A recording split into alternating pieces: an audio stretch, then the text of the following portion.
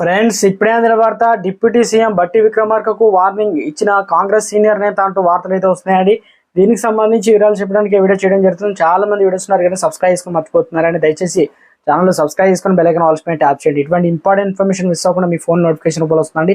చాలా మంది మీరు చూస్తున్నారు కానీ లైక్ చేయడం లేదండి. దయచేసి లైక్ చేయండి, ఇన్ఫర్మేషన్ అందరూ కూడా తెలుస్తుంది.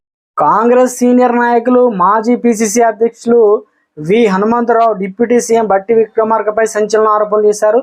బట్టి విక్రమార్క తనకు ద్రోహం చేస్తున్నారని అన్నారు.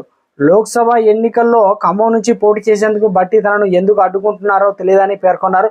తన కుటుంబంలో ఎవరు రాజకీయాల్లో లేరని అన్నారు. బట్టి విక్రమార్క ఇప్పుడు ఈ స్థాయిలో ఉన్నారంటే దానికి కారణం తానే అని పేర్కొన్నారు. తాను లోకల్ కాదని అంటున్నారు. రేణుకా చౌదరి, నాదెండ్ల, పివి రంగయ్య స్థానికులు అని ప్రశ్నించారు.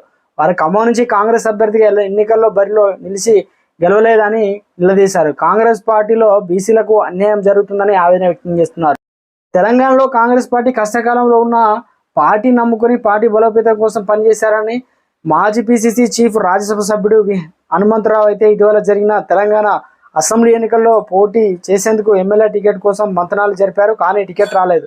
తర్వాత ఎమ్మెల్సీ వస్తుందని ఆశించిన విహెచ్కు నిరాశ మిగిలింది. రాష్ట్ర రాజకీయాల్లో కాదు దేశ రాజకీయాల్లో తన గొంతు వినిపించాలనుకుని రాజ్యసభ టికెట్ ఆశించారు విహెచ్. కానీ ఈ విషయంలో కాంగ్రెస్ హైకమాండ్ హ్యాండ్ ఇచ్చింది. రాజ్యసభకు 2 స్థానాలు సీనియర్ నాయకులు రేణుకా చౌదరి, అనిల్ కుమార్ యాదవ్లను అయితే కేటాయించింది. మొత్తానికి తెలంగాణలో మరోసారి డిప్యూటీ సీఎం పైన ఈ రకంగా సీనియర్ నేత కామెంట్ చేయడం ఒకంతకు. ఇక ఖమ్మం సీటుకు సంబంధించి సిపిఐ నేతలు ఇటు మాకే ఇవ్వాలని పట్టుబడుతున్నారు.